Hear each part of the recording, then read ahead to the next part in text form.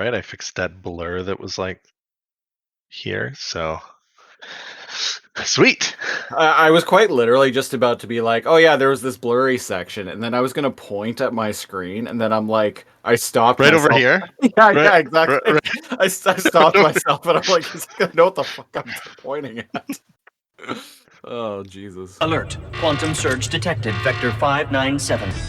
Transformers, robotic life forms born far across the galaxy on the planet Cybertron.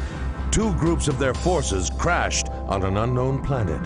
A quantum surge then changed the Beast Warriors into Transmetals, who are joined by new comrades. Now, the Beast Wars rage on! Too much energon.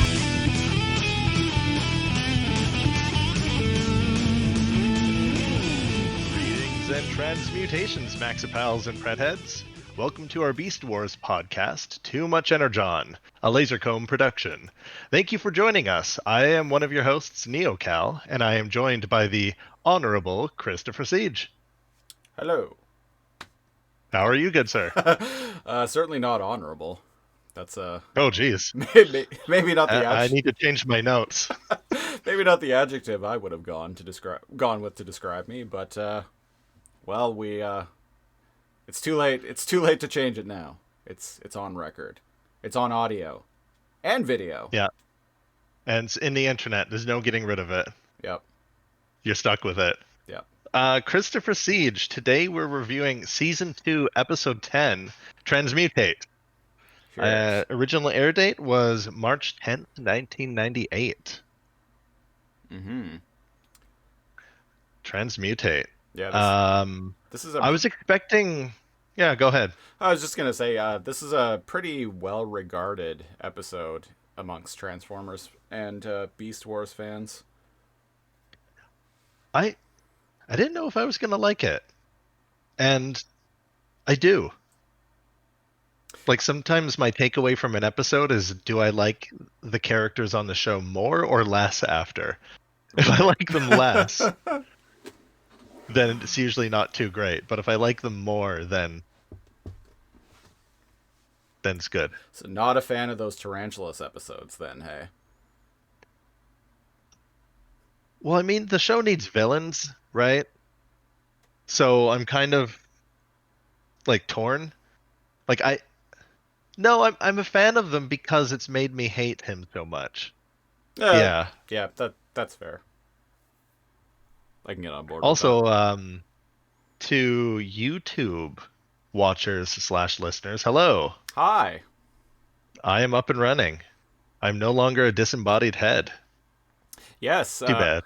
Yes, this is our first episode ever of Too Much Energon, where we are not only available in audio format on the usual outlets, but on our YouTube channel, our Lasercomb Productions YouTube channel, we are finally available on video. So if that's where you listen to this show, you're not seeing a static image with some text on it anymore. Too bad. Too bad. They're like, oh, video, unsubscribe. They're like, God, this is what these guys look like.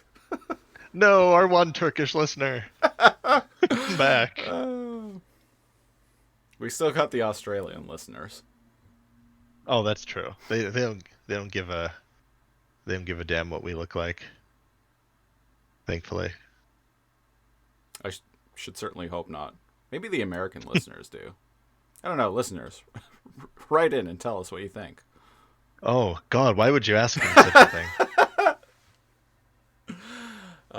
And if so it's, this is the first... Go ahead. If it's anything but like gushing praise about how like dashingly handsome we both are, then you're blocked. Then you don't want to hear it. We're not going to read your email. Deal with it. Although I will have to read it, and I will be sad. Yeah, don't make Christopher sad. Make him angry. You wouldn't like him when he's angry. You wouldn't. Things get smashed. He says things he never regrets. It's chaos. And then he goes and buys Transformers to make himself feel better. Oh, that explains why you've spent $2,000 over the last month on Transformer. That's not much of an Action figure. exaggeration. I dropped $100 today on Transformers. What'd you get? Yeah, since we're on video now, I got Dinobot. May he rest in peace. From the War for Cybertron Kingdom line. I like it. It's a pretty dope figure. I don't know about this weird backpack he has going on, but it's You like gotta fit the raptor pieces somewhere, right? it's his raptor butt. When he's transformed, Yeah, this is his like the lower part of his his back. haunch. Yeah. So yeah, I got him. See, And listeners, someone I've never even heard of. this is all a ploy to just convince you to go watch this, to watch the show on YouTube, to be like, what the hell are they talking about? We got Air Razor. Bird Mom herself, Air Razor. Love Bird Mom.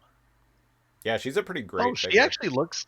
Yeah, I was gonna say she actually looks like pretty close to the show. Yeah, you can't really tell because of the lighting in here and the webcam, but like her face is actually a really nice shade of like metallic purple. Cool. Well, they can creep us on Instagram or Facebook if they want to see those sweet high def pictures of Air Razor. Yes, I have photos of them on my Instagram page at Christopher Siege. And finally, I got Ractonite, who is a fossilizer. That's not even a transformer. You're just trolling us now. It is a transformer, sort of. He does have a robot form. He also has a gimmick. All the fossilizer figures in the Kingdom line, they have this gimmick where they break apart and basically become body armor for other characters. So like, Oh, so like huh. you can like, pull bits of him off, and then like you can pull his rib cage off, and it can become like a like shoulder cannon on another character. I had a little one of those when I was a kid, and it was like a dinosaur skeleton, but then its alternate form was just a round egg. That sounds Like it, familiar. kind of. Yeah, You know what I mean? That was yeah. one of my first like Transformer toys. Was this one that like folded out and was kind of like I can't recall, just some sort of like skeleton of a dinosaur. And when you like folded it in, it was just like a skeleton egg that fits in your palm. You know what? I think those were actually GoBots toys, and I'm gonna look this up real quick because there was a GoBots movie. GoBots, There was? the Kmart version of Transformers. I think that's a Clerk line. That's a line from Clerks 2, yeah. Clerks 2. Yeah. GoBots are like the Kmart of Transformers. GoBots Battle of the Rock Lords is a 1986 American animated film, same year as Transformers the movie. No wonder no one remembers the GoBots movie. Well, they tried. That's the important part. Uh, yeah. So yeah, the Rock Lords is what they were called. The Rock Lords. Yeah, Weird. look up a picture of that. GoBots The Rock Rock Lords Lords. toys. Anybody listening remember these things? What? I don't remember these things. Oh, oh, and they just turned into like rocks or basic shapes. Yeah, that's what I thought maybe you were talking about, but it doesn't sound Is there like a that's the case. skeleton one? I'll figure it out. I'll do some digging into what toy that was. Hell, maybe it wasn't even a Transformers toy. It was just some like dollar store like knockoff. Maybe. Transmorphers. So for the listeners, when the first when the first what was it? Like Michael Bay um Transformers movie came out, right before it, there was a movie called Transmorphers, Yeah. which like was shamelessly just trying to like maybe trick people into buying it or get um through like proxy get like recognition. Yeah. So And it was we worked at Blockbuster at the time. right. Yeah. So, sorry, go ahead. It Uh, sounds like you know what I'm talking about. I know exactly. I've actually I wrote a paper about this company when I was in university. Oh, So well, there you go. it was this film production studio called the Asylum, and they produce these like really cheap, low budget, like quickly produced films called mockbusters. And what the idea was is they would know basically the title and pretty much nothing else about a like upcoming like big budget movie. And so what they would do is they would produce this like shitty like knockoff. Usually the plot would be completely different, but like Oh, completely. the title would be almost identical. So like Transformers, Transmorphers, When a Stranger Calls, When a Killer Calls, Snakes on a Plane, Snakes on a Train. Oh, they did Snakes on a Train. They did Wow. do Snakes on a Train. Yeah, they did so many others that I can't even remember now. Um, but this was all, and they would release them to video stores, direct to video, day and date when the big budget movie that their name was a riff on was coming out in theaters. So a lot of people would see like trailers for like Transformers, and they would go to the video store, not really like, and this was a really common thing working in video stores, was like a lot of the times people wouldn't know that movies weren't on video when they saw a commercial for them. Yes, and Which, they even though it came out months before it was released on DVD. yeah, which was always bewildering to me, but people would see like a trailer for a film in theaters and come into a video store and be like, oh, do you have this? And you'd be like, no, it's not out yet. Yes, it is. I saw a commercial for it. It's in theaters right now. You're lying. You're lying. You, person who works at Blockbuster, I know more than you do. So I they, watch a movie at least once a week. he ranks right. I rent 2 movies every week, and yet I still won't buy a Blockbuster Rewards membership. No. So yeah, Think of all the savings. so and then they would go and peruse the new release wall, looking for Transformers. They wouldn't find it, but they would find Transmorphers, and they would be like, "Oh, this must be it." And then they would rent that. And sometimes they would bring it back and be like, "I want a refund. What is this shit?" Oh, you let people rent it? I would just go, this isn't Transformers, by the way. They're like, what are you talking about? I'm like, this is Transmorphers. It's like some ripoff thing. No, I got And they'd go, oh, no, I got jaded pretty quickly about the whole thing. So eventually, oh, and you just let people rent it? yeah, I'm like, you need to learn this on your own, sweet summer child. What have you learned as you refuse to give them a refund? Yeah. The funny thing is, reading the synopsis for the movie, it sounds kind of rad. I just read like the summary for Transmorphers, Yeah. and I'm like, oh, that sounds pretty cool. But I doubt it's cool. Anyone listening, if you've seen Transmorphers, yeah, let us know how rad it is, or bad it is.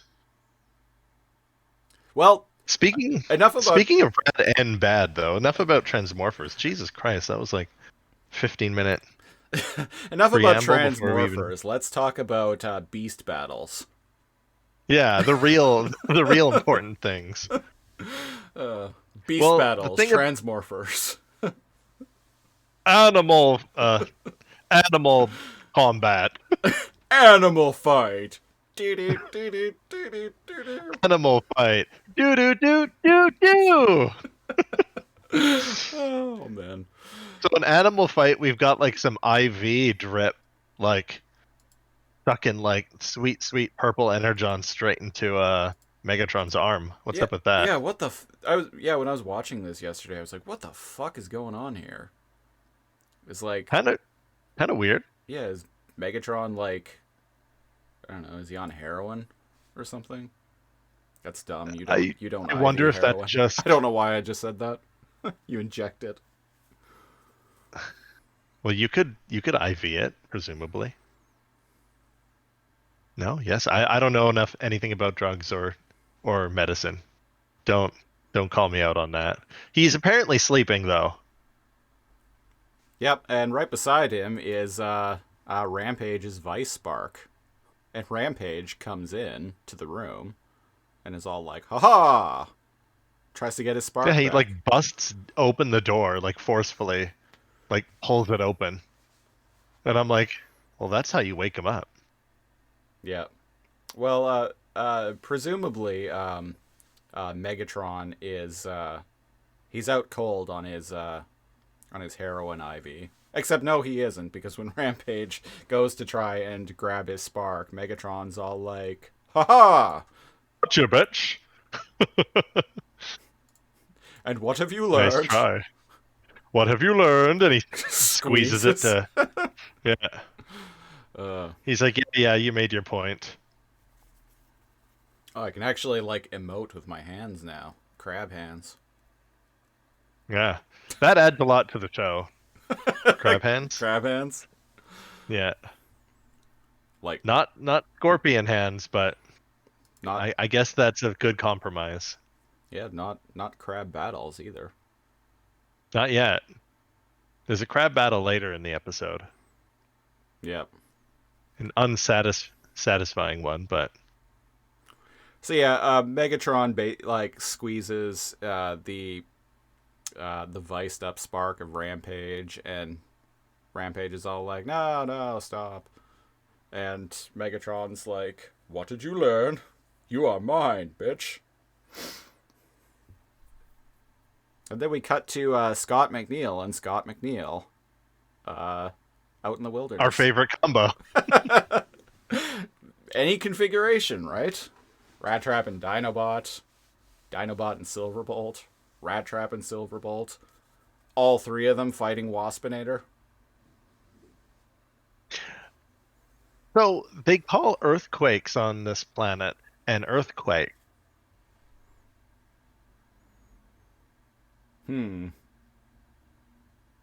So the Cybertronian word for earthquake for like tectonic, like violent surface tectonic movement is earthquake.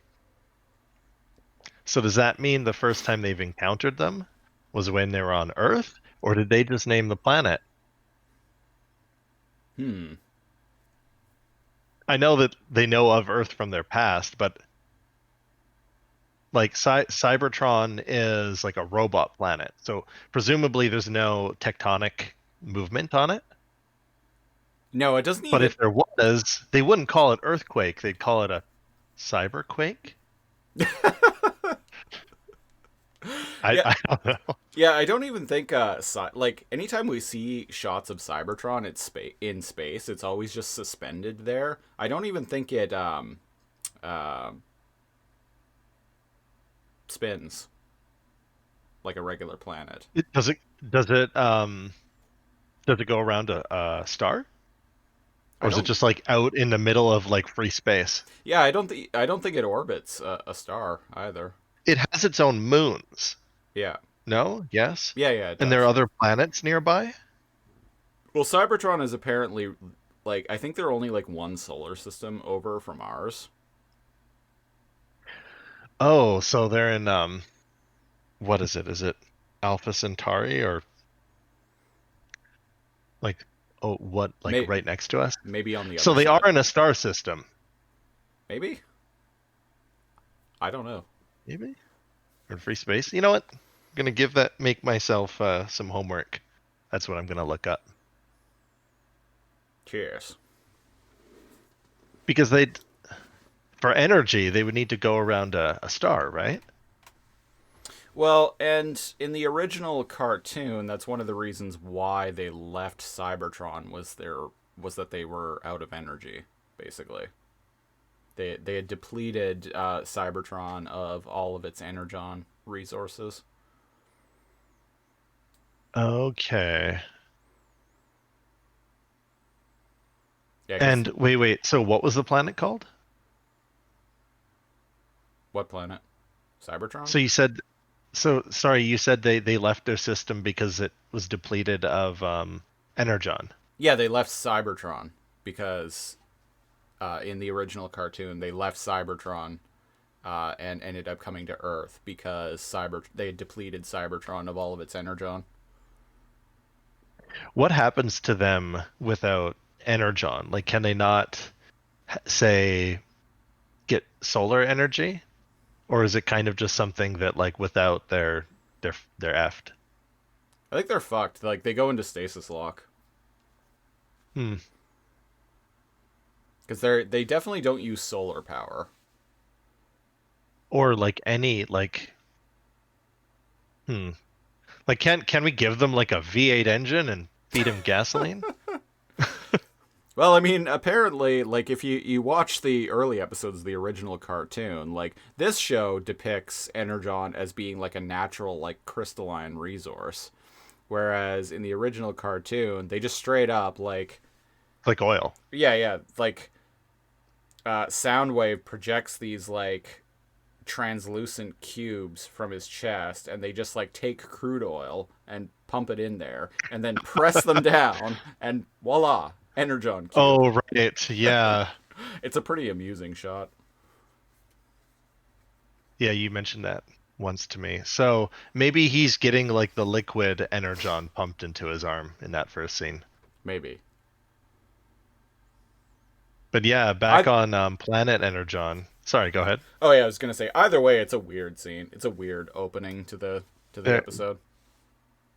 There's a cyber quake on Planet Energon, and An Enerquake. yeah, and Megatron gets a like computer alert that Maximals are near a jamming station, Oh right, yeah. What is it with and then Mega. What is it with jam this season in jamming stations? Like,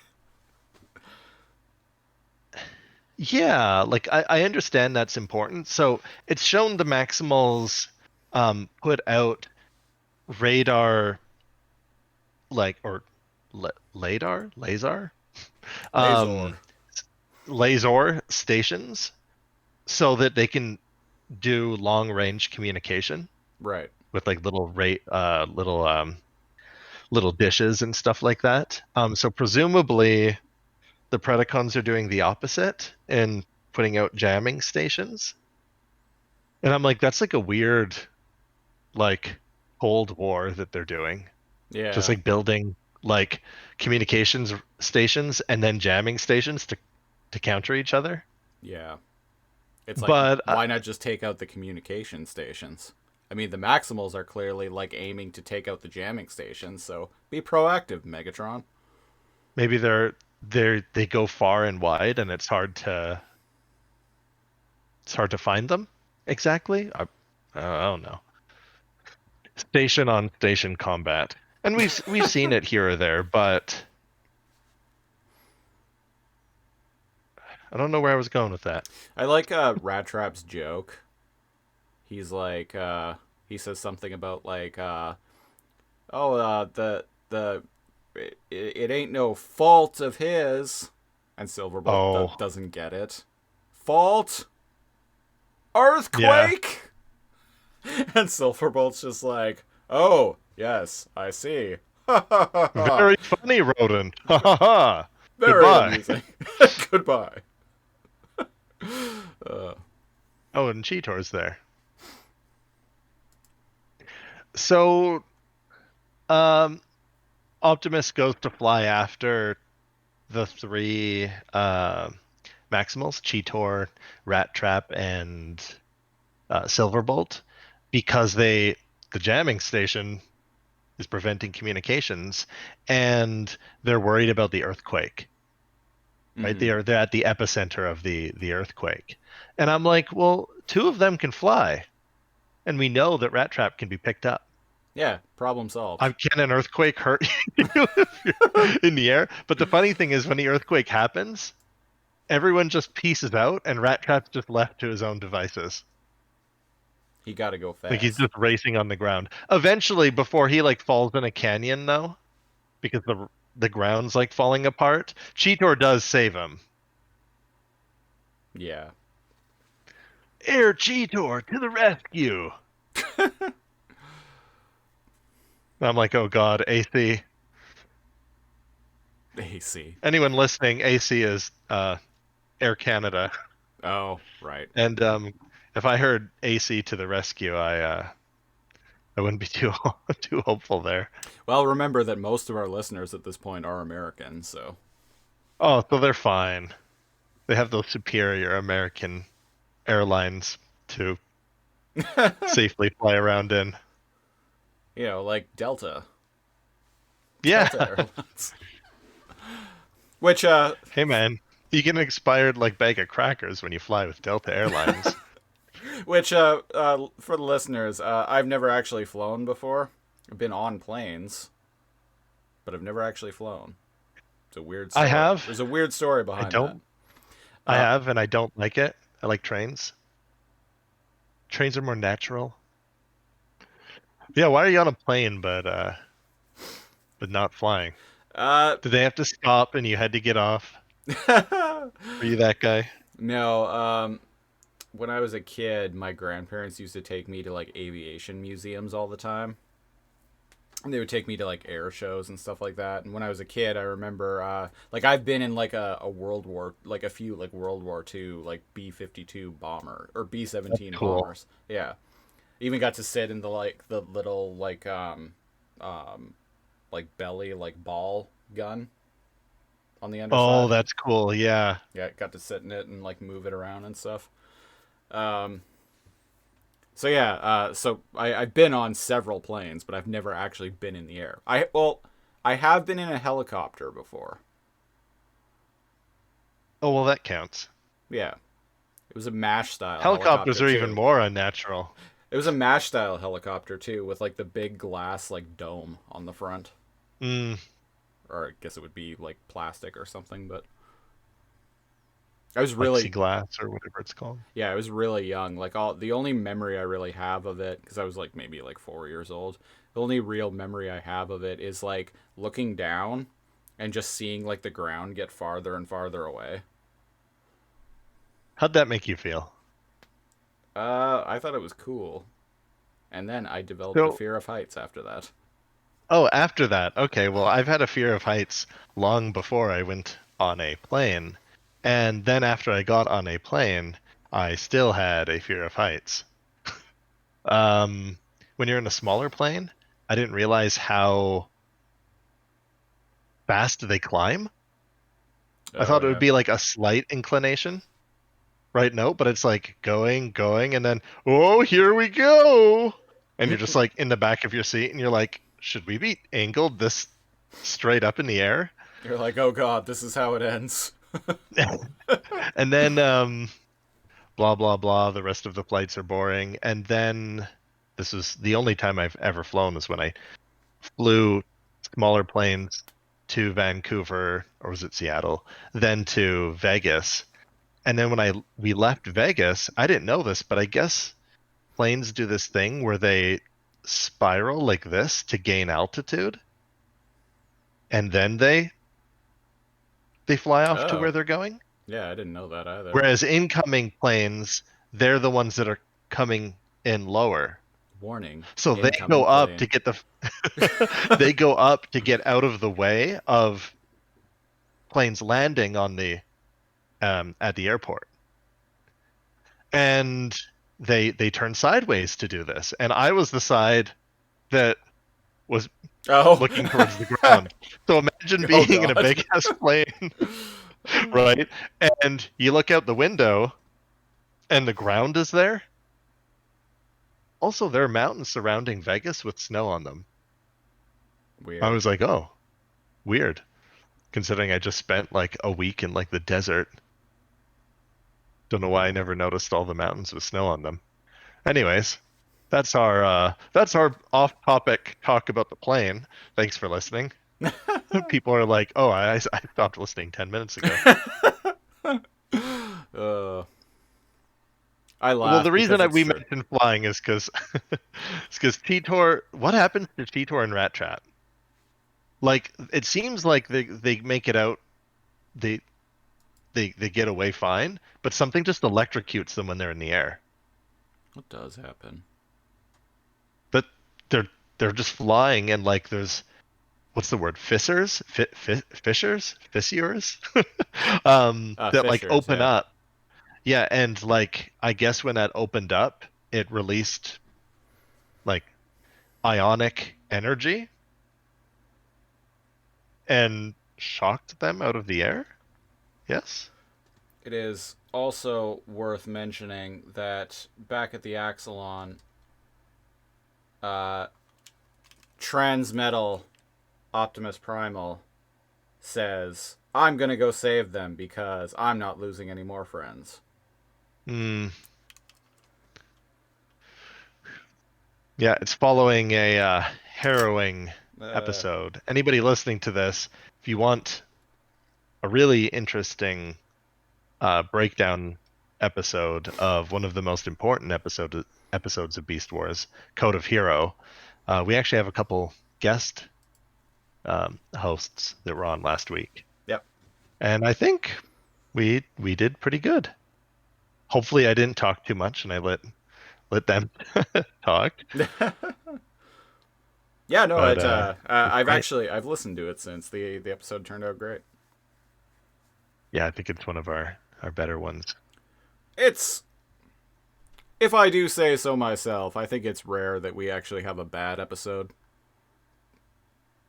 Agreed. I've listened to. Uh, does this make me look better or worse? I've listened to almost every episode of our podcast, and I'm like, I still laugh at our own Oh, jokes. I do the same. Yeah. Well, Yeah.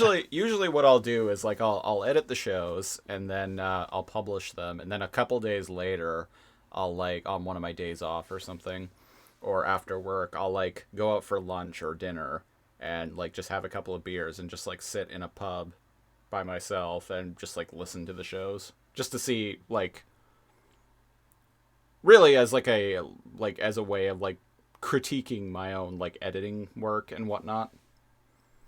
Yeah, for me, I've always had a problem with like everybody is their own worst critic, but I'm like, Yeah. oh, when I get too excited and I start speaking quickly, my words slur or I have a lisp or something like that. And so listening to myself allows me to kind of like better myself, like make corrections, slow down, try to enunciate properly. Oh yeah, That yeah. that sort of I thing. yeah. Yeah. Also just laugh at my own jokes again. uh, there was one So episode we were listening to recently of me, and like when I was quoting a character, I said, "And he's all like" so many times in the span of like a minute. I was like, "Oh God." I was I was listening to an episode Uh, recently, and I actually think it was the Code of Hero, and I was laying out I can't a conspiracy theory or something to Candace and and Kelly that were on the show, and I said like about like 1 out of 5 words were like, and I was like, oh, yeah. Oh, dude, I do that too every now and then. But like you said, we're all our own worst critics. yeah. And we're not here to criticize ourselves. We are here to criticize Beast Wars. So I'm confused here. The pod somehow electrocuted Rat Trap and Cheetor? Yeah? Is that what happened? Well, so Rattrap and Cheetor get buried under like a some falling rocks because of the seismic activity, and on top of Falling rocks happens a lot in this episode. I yeah mean, it's Beast Wars, so there's falling rocks in every episode, but more than usual. yeah rocks are either falling on people or they're hiding behind them.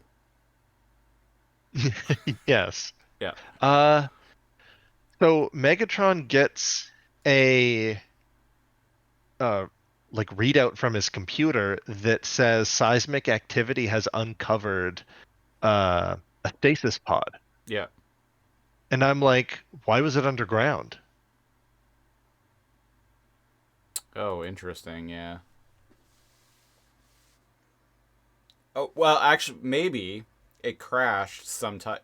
Well, because like at the beginning of this season, after the quantum surge, we saw like a whole bunch of stasis pods crashed. There's a lot of Oh, seismic. that's There's true. a lot of Yeah. seismic activity in this area. Maybe this pod crashed like, what is it? 10 weeks ago now. And the seismic activity like caused like rocks to fall and whatnot, and just like ended up burying the stasis pod. That's fair. I figured something happened and the seismic activity has unearthed it now. Did the stasis pod cause Cheetor and Rat Trap to like get electrocuted? Was it the stasis pod that did that? Yes. Because it was glowing the same like purple color Yeah. when it just showed it on. Okay. Yeah. So yeah, Rampage and Inferno are there to recover the stasis pod. Well, actually, no, they're there dealing with the Maximals, and then Megatron radios to Inferno like, Inferno, there's a stasis pod. Go get it for me. Cheers.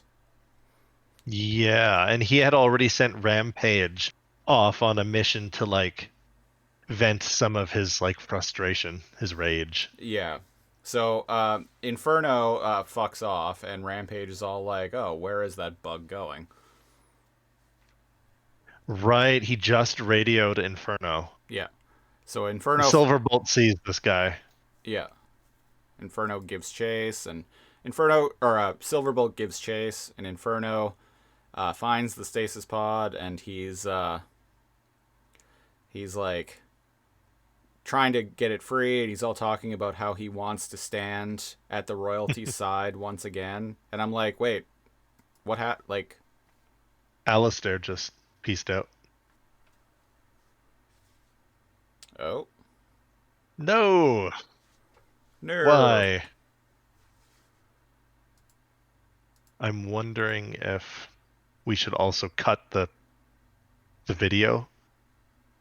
That way when Alistair comes back, I don't know, it's up to you. I'm not sure what's easier to edit. Um, That son of a bitch.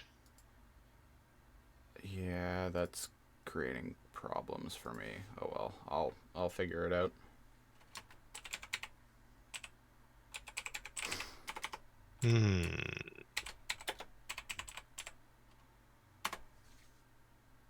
Now recording. Just continue where we left off. Yeah.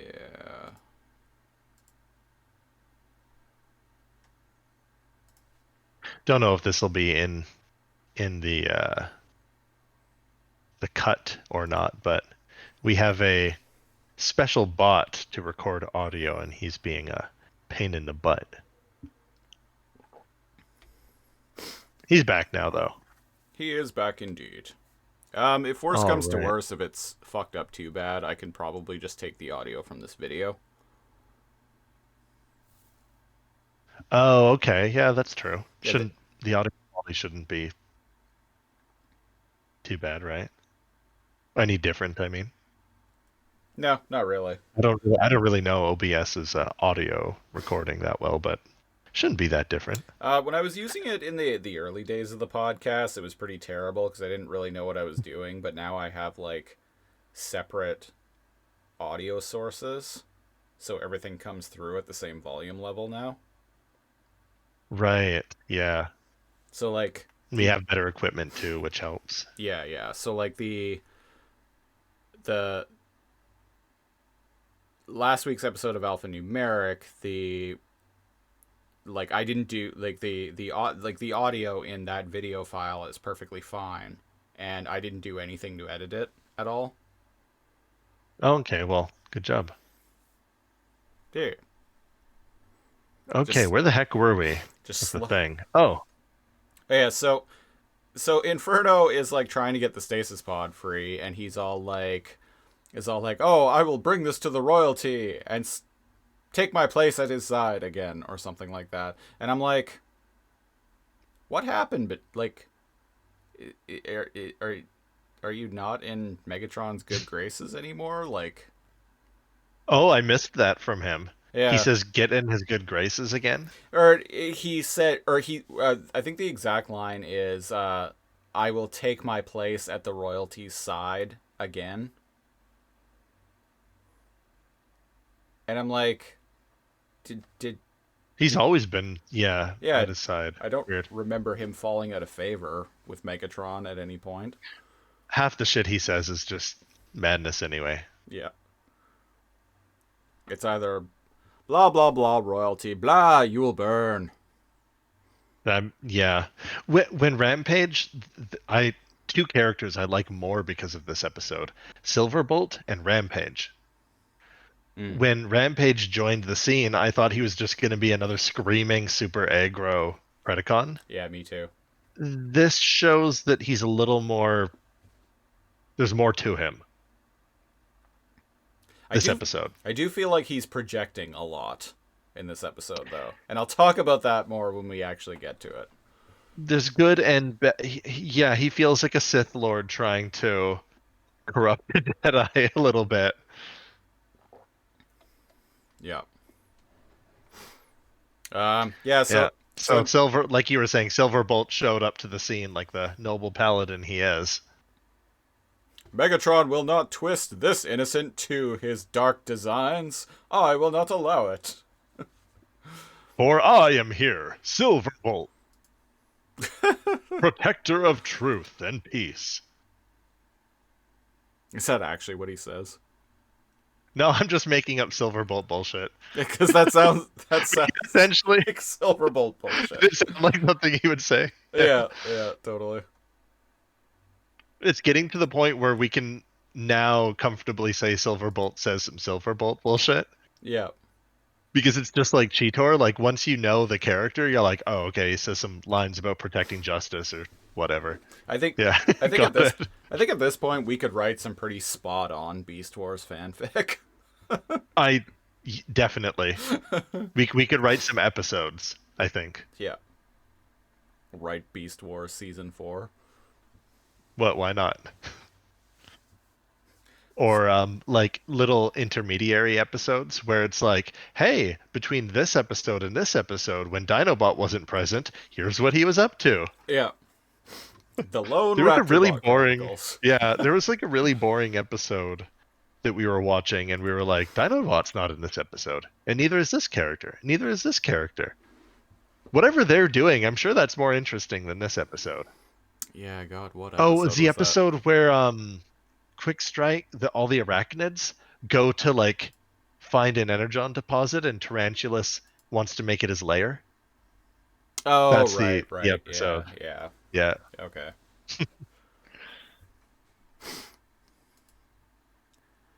Yeah, so they like tussle, and then Rampage shows up, and some more seismic activity happens, and Somehow Silverbolt kicks Inferno's butt. He just picks him up in his talons and like launches him at a rock. A lot of rock-based combat in this episode. rock and roll. So that unfortunately leaves the stasis pod with Rampage, who just showed up. Crabman. And he like caresses it. And he's like, good. I can tell that you're like me. And like you said, right away, he's already making huge presumptions. Yeah. He's like, another like me, perhaps? Now this makes me question... Your spark is dark and powerful. I can feel your pain and desperation. Which, So, is this stasis pod bigger or different than the others? I thought this was a normal stasis pod. it looks like a normal stasis pod to me, other than the... Looks like one to me. Other than other than the huge malfunctions. Yeah, that yeah. it has. The purple electricity. Which I presume it's because it's been like underground and exposed to energon or something, or Yeah, it yeah. had survived the transwarp explosion, and it's barely been because earlier it says scanning for DNA signatures, error, and it's not able to. Yeah. So there's It's something effed up with it. it's not fully functional. No. Yeah, and Silverbolt shows back up, and he's like, "Away from that pod, you monster!" Um, Can do a deep Silverbolt. And Crablegs is like, "Oh, but if you shoot me, you destroy what you seek to save." And I'm like, "No, he won't. Rampage is fucking gigantic. You can easily shoot him without shooting the stasis pod." yeah. It's like, broadside of a barn type shit. Well, he's literally the biggest. He seemed way bigger in his intro episode. Yeah.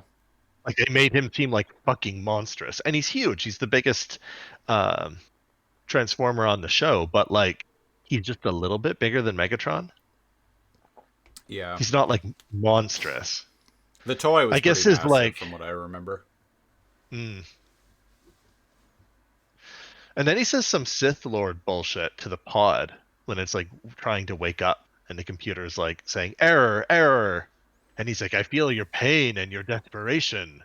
Like you had said, your spark is powerful, and he's like, "Fight your way free, fight!" Like he's encouraging a baby, like bird, to get out of its egg, right? And it screams, and that's when I realized this episode is a horror episode. uh, Knock Silver the explosion, because it doesn't just come out of the stasis pod, it blows up. yeah, and the explosion, if I recall correctly, actually dislodges Cheetor and Rat Trap from beneath the rubble. Right, I guess Silverbolt didn't realize they were buried there. Yeah. He says something weird. He's like, "What in the name of my great aunt Arcee is going on here?" Oh, yeah, yeah. I like that. So that's funny for a couple of reasons. One, RC was voiced. I think I mentioned this on the show before, but RC was voiced by Susan Blue, who was the voice director for Beast Wars. Right.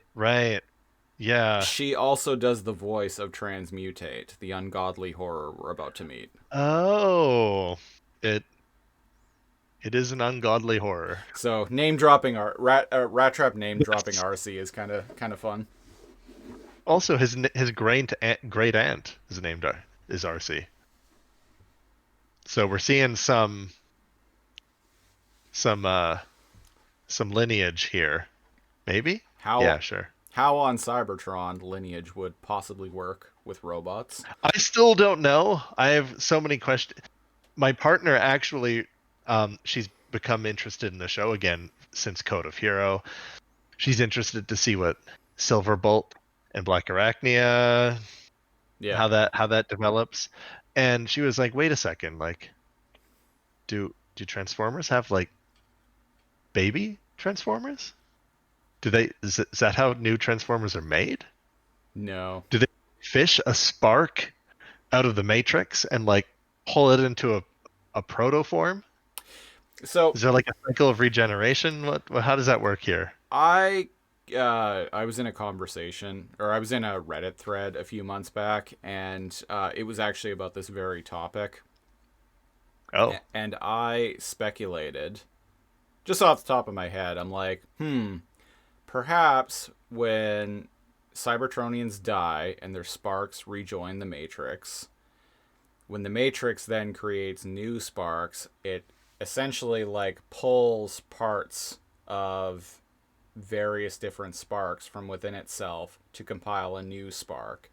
So therefore, that new spark is, in a way, the descendant of these other Transformers. Interesting, because it's pulls from the parts of many. Yeah. So there is kind that you could say if there was a way for them to prove that there is a lineage Yeah. in a sense, or that they have multiple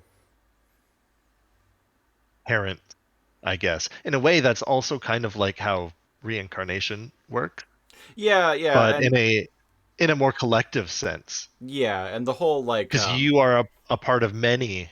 yeah, I like that. That's cool. yeah. And like the whole like concept of the sparks, and like this show like does get pretty spiritual at times too, and Beast Machines even more so. Yeah, you've mentioned that. I haven't seen any Beast Machines. Well, we'll get there eventually. I'm sure I'll love it. At this point, sooner than you'd probably think. We're almost done season I 2. can't believe how fast these are flying by. Although I think there are less multi-part episodes in season 3, so we won't get through season 3 quite as quickly as we got through season 2. Anyway, speaking of season 2, ungodly horror. We have this very we are greeted by this very deformed looking transformer. It looks like, man. It's really hard to describe. I mean, It's gold and like silver or like blue-ish, right? yeah. And it looks like it's a bipedal because the camera pans down and goes upwards, but it's got um what's the word? Like you know how like birds have their ankles go up higher, so it makes them seem like um um it makes it seem like their knees like bend backwards. Oh yeah, yeah. There's a word for that. Oh, I can't remember what it's called. I thought I could just Google it, but um, it's on like the tip of my digitigrade, digitigrade, like legs, and it kind of has legs like that. Hmm. Man, I have no idea how to say that word. Yeah, I don't know. But yeah, But it has legs like that, and it kind of has human arms, but it's like neck comes out and then like forward, and it has a human-ish face, but like the face moves, like it's like almost rubberish, yeah, and and it's it moves very like all of them are robots, but like it moves very eerily. its head I find kind of skeletal looking in a way. And it's got like really sunken in eyes, and like when its mouth moves, it has like, I don't know, it looks like almost like wiring. Not quite like lots of sharp teeth, but like baleen or like wires Yeah. behind its mouth. Yeah. Yeah, when it's glowing this like purple energy, and Rampage like sees it for the first time, and his eyes kind of like lighten up, like almost like a sympathetic rather than an angry expression, if that's even possible for him. And he says, Yeah. "Magnificent," And and I'm like, "Is it?" well, he is kind of a freak, so And Rat Trap's like, "Man, I'm telling you, the things coming out of these pods, they're getting weirder and weirder." yeah, I was just gonna bring that up. And I like Silverbolt's reaction. He's like, "We should welcome what is different, not fear it." Well, thank you, Mr. Sunshine. Such a weird combo, Rat Trap and Silverbolt, because there's like you can't bug Silverbolt, so like you can't like make jokes at like Dinobot and Rat Trap would like be at each other's throats lightheartedly, Yeah. back and forth. But like Silverbolt is just like, "Oh, well, that's your opinion. You're welcome to it." And Rat Trap's like, "Well, man, you can't Does this guy never get angry? He's too noble. He's too noble. So all the Maximals, because Cheetor is there now with Silverbolt and Rat Trap, and they transform. And the Transformer, the creature from the stasis pod, who happens to be right beside Rampage, because when he exploded out of the stasis pod, the shockwave knocked Silverbolt back, but Rampage just like shielded it. He's Chonk, right? So he was Yeah. barely affected by the the explosion, and he's like, "Join me. Those Maximals are your enemies." Yeah, and Silverbolt's like, basically it's just like, oh, he lies. We offer the hand of friendship. And Transmutate like smiles, and then Inferno shows up and shoots it. Fucking Inferno, man. I feel like if Inferno wasn't in this episode like at all, there would have been some different interactions with the five that were there. Yeah. Because Rampage could have easily have just transformed himself. Because when he's in he has three forms, right? He has his crab form, his robot form, and his tank form. Yeah. Yeah. Not sure if we've ever mentioned that. Yeah. Oh yeah, we mentioned that in the episode that introduced him. All the transmetals have 3 forms. And they all do? Yep.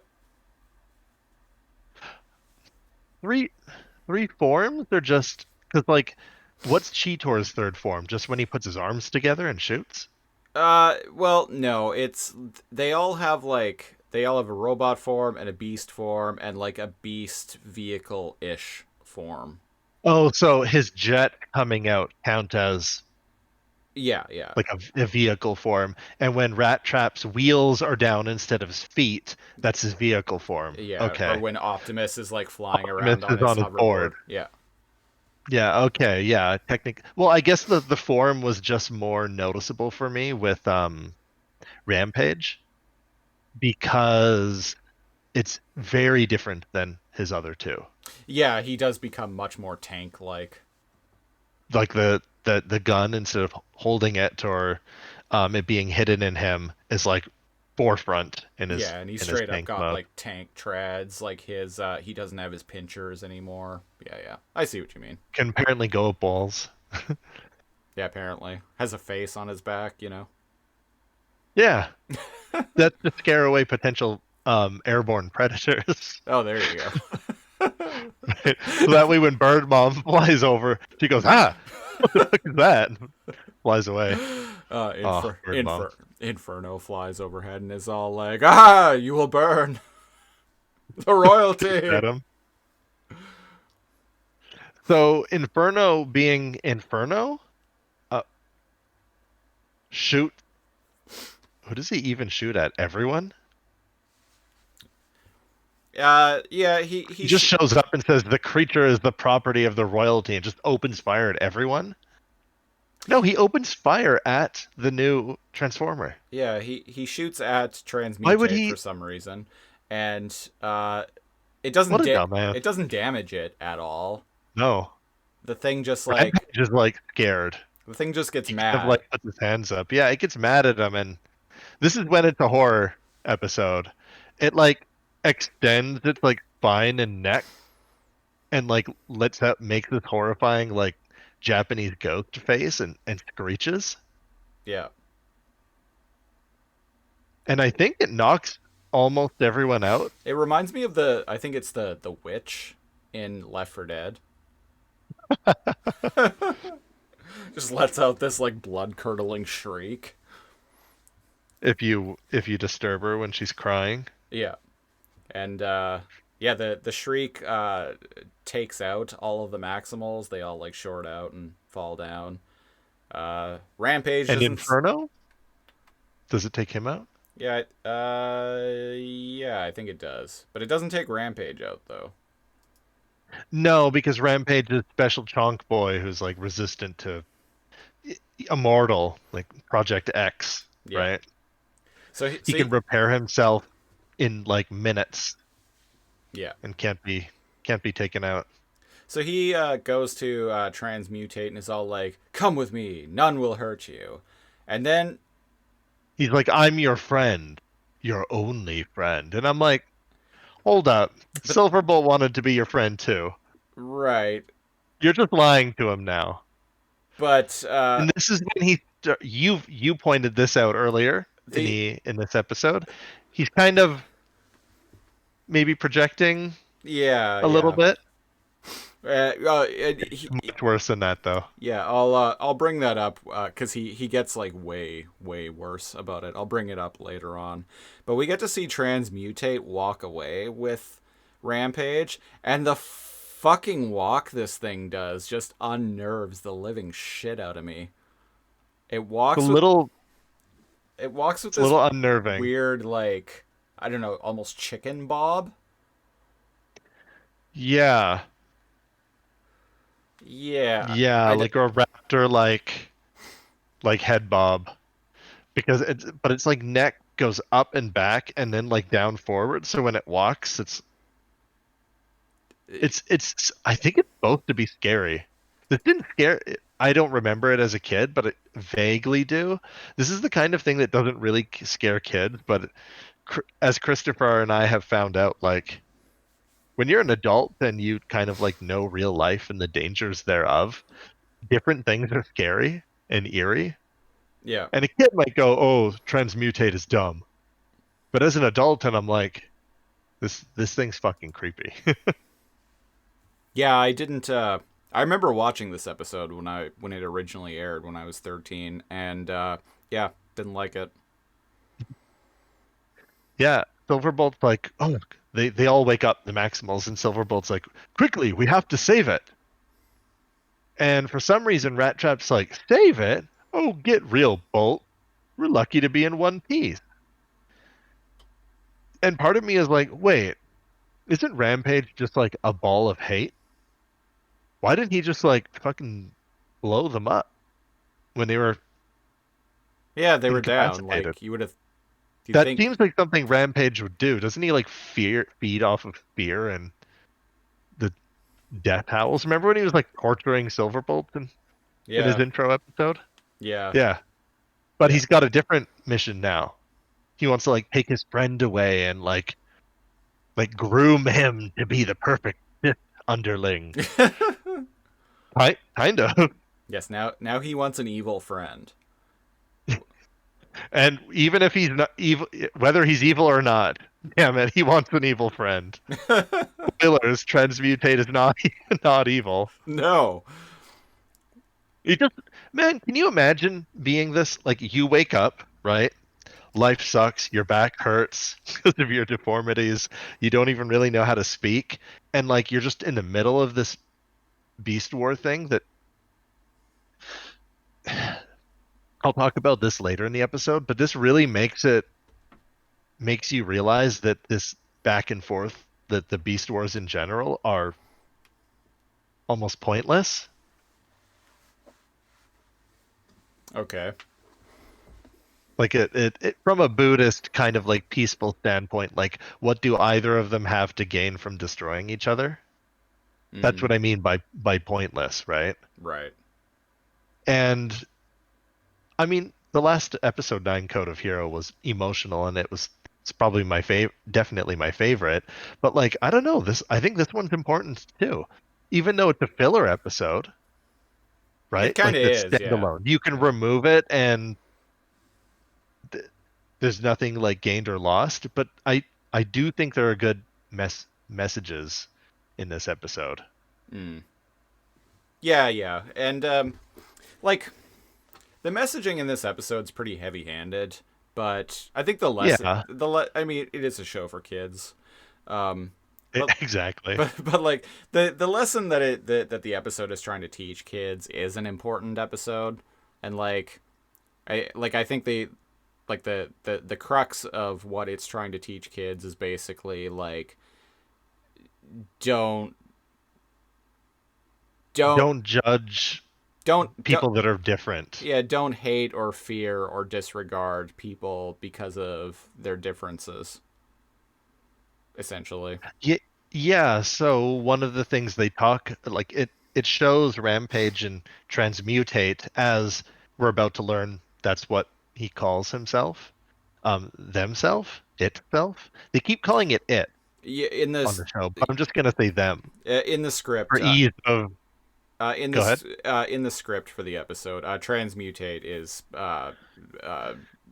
basically genderless. It's a gender neutral Yeah. name. So I'm just gonna say it or they. Yeah.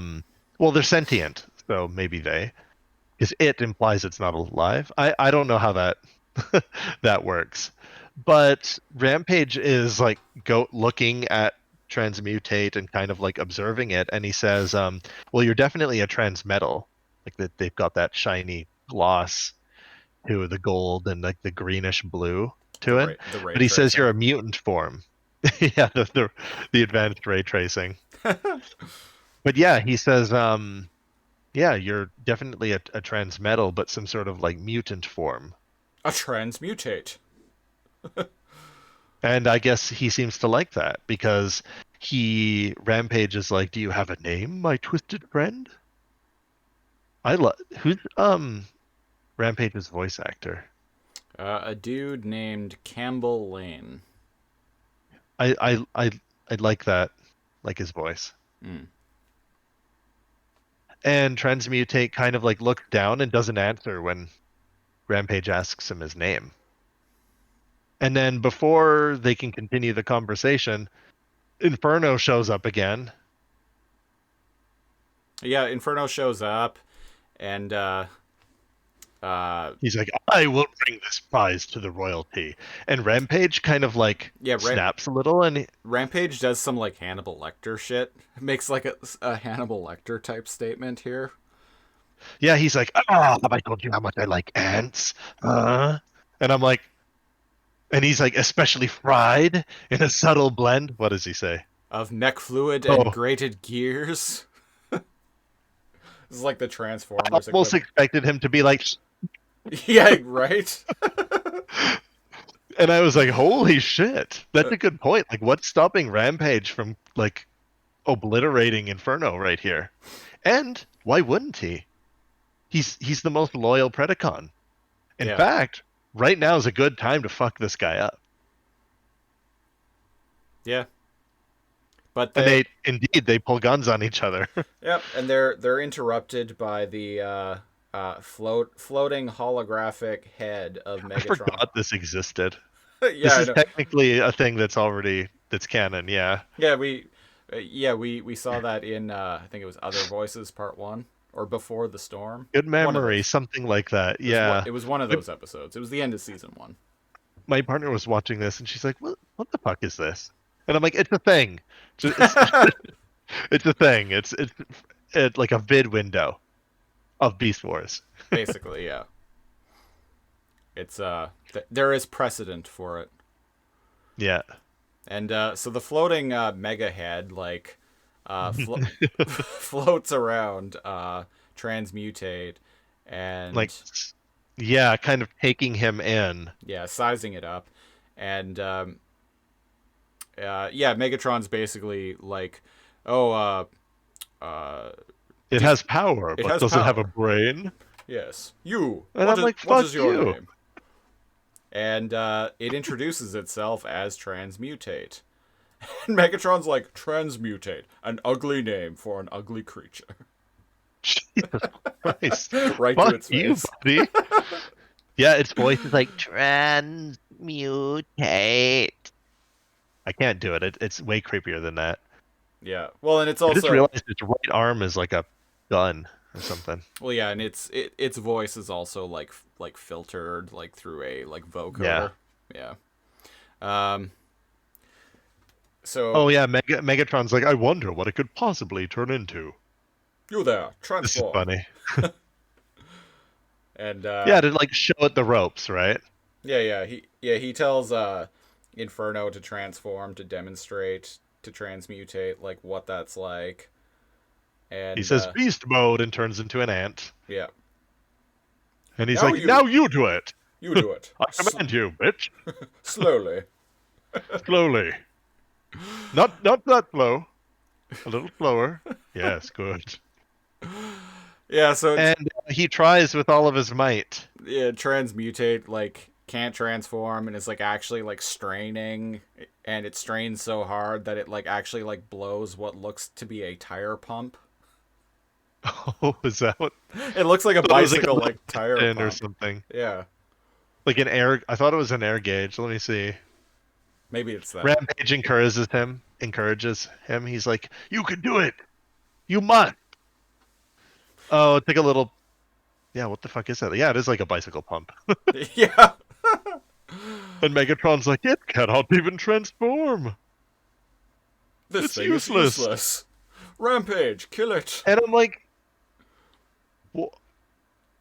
why? Why? Because it doesn't have a beast mode. Why would it be useless? Like none of you use weapons in your beast modes.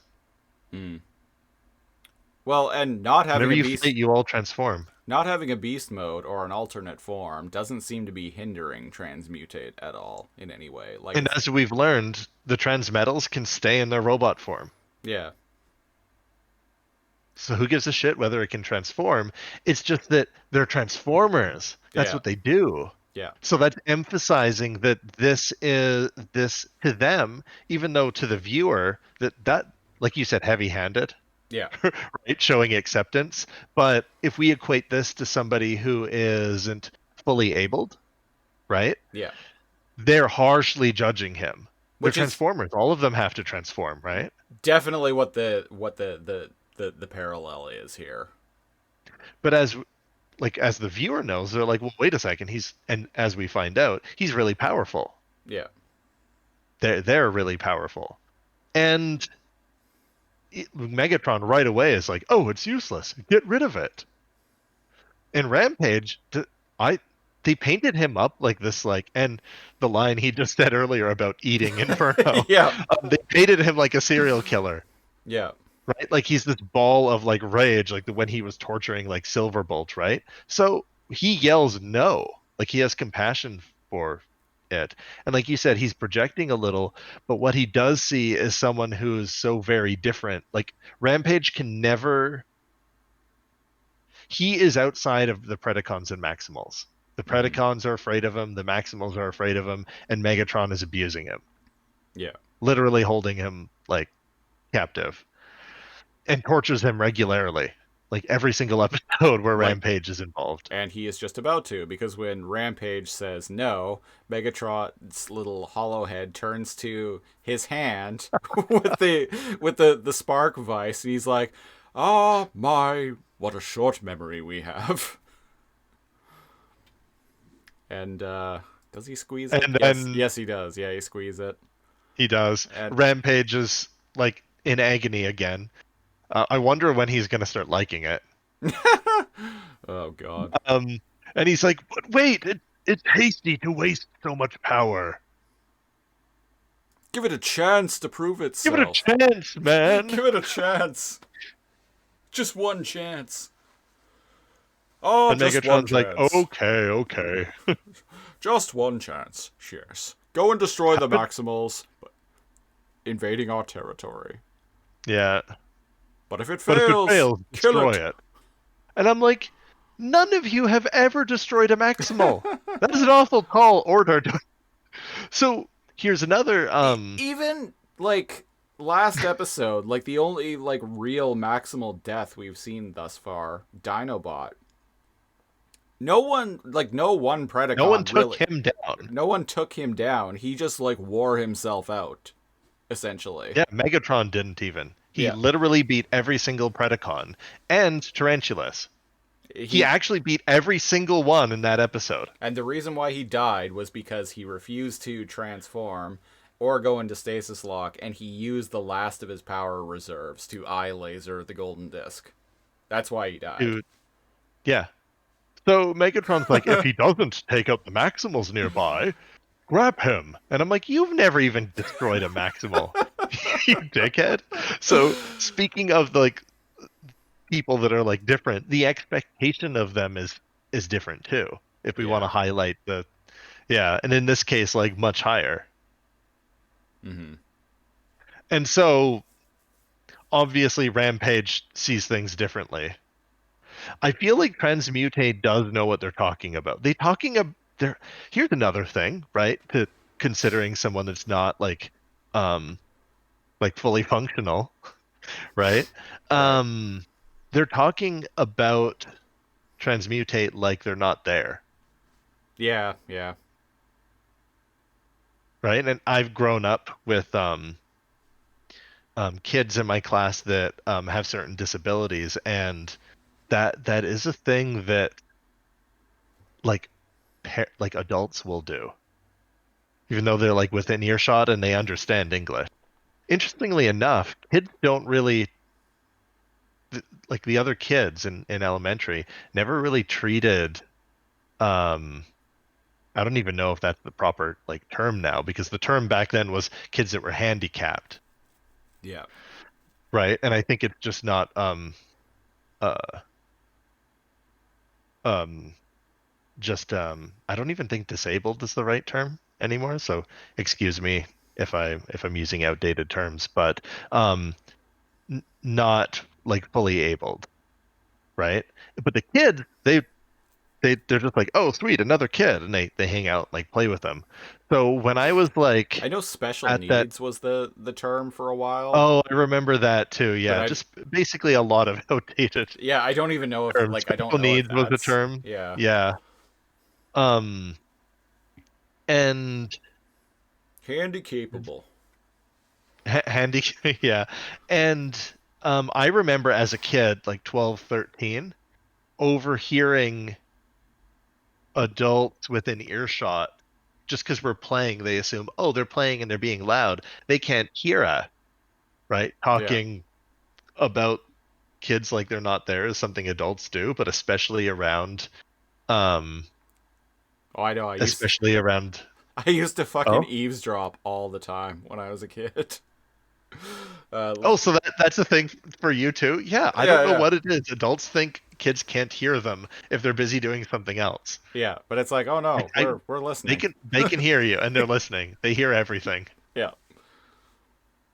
Anyways, moving on, moving on from that. Optimus shows up on the scene, thank God. yeah, It's like, oh, good. They need somebody like that around. yeah. He does They some need the boss perplexing monkey. shit. I don't under before it always made sense to me, but I've noticed a trend. Someone will show up and they go, "Hey, you and you go back to base, or you go and tell everyone else like what's going on here." Yeah, Like we will take care of the thing, or we'll provide you backup, and usually they send one of the maximals back that's like injured or something, like, or they need somebody to tell everyone else back at base. yeah. But Optimus shows up and perplexingly says, Cheetor, you and Rat Trap head back to base and let Rhinox know what's going on. And I'm like, both of them? Why why don't all four of you help? Isn't four better than three?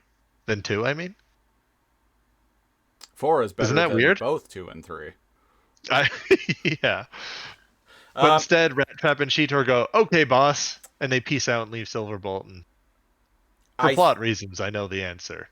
well, not even plot reasons. I think it probably comes down to budgetary reasons. Really? Yeah, having less characters in a scene takes less time Fair. to Faster render. recording. Yeah. Yeah, to render and animate the scene. Yeah, The actual Transformers themselves. yeah. Fair. I think that yeah, that's the only that's the only thing that makes sense to me. Fair. It's I just found it like from a logical, like realistic point. I was like, I'm so confused about why those two are going back. They're fine. yeah, And then, speaking of weird Scooby Doo logic, we will send back while our the two most ray traced characters, so we don't have to pay extra money to have them in this scene. do you know how hard it is to animate Rat Trap driving, rolling on the ground? Rolling in the deep. Yeah, rolling in the deep. And then, because Optimus is making really smart judgment calls here, he says, okay, Silverbolt, You and I will split up.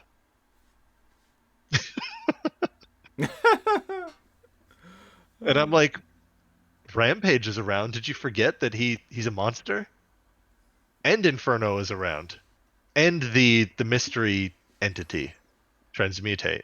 Yeah. Oh well. They split up. And we cut back to the Predacons. Yeah. And Inferno is like marching behind Rampage and Transmutate. And he's like trying to like keep his voice low, and he's like, soon we will find a way to destroy our oppressors together. And I'm like, Transmutate's just chilling. No one's oppressing him just yet. Yeah, like being threatened with destruction.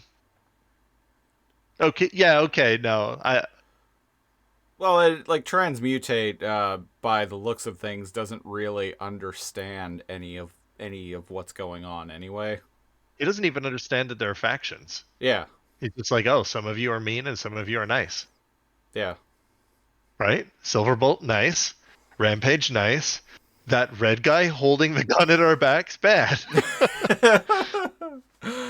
Well, I agree. Too. Yeah. Well, not on Rampage being nice. On Rampage being nice to Transmutate. yeah. So, yeah, and Inferno flips out and is all like, I will not have you plotting against the royalty. And, I was just explaining to him what it means to be a Predacon. We weren't plotting. Deceit, treachery, and mindless loyalty. Ah, yes, like, loyalty. Loyalty comes first.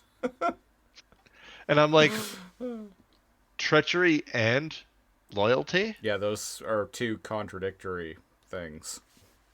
Predacons are complex. Okay. Are they complex, or are they just that basic? Well, why not both? Why not both? What? Yeah, sure. Because, like, it's... Treachery does seem to be a staple of Predacons, which means you have to rule with an iron fist, which Megatron does. Yeah. Well, otherwise, like, the kids just get out of line. If you're familiar with with Star Trek and the Mirror Universe, the Terran Empire, the way you actually advance in the rank is to kill your superior.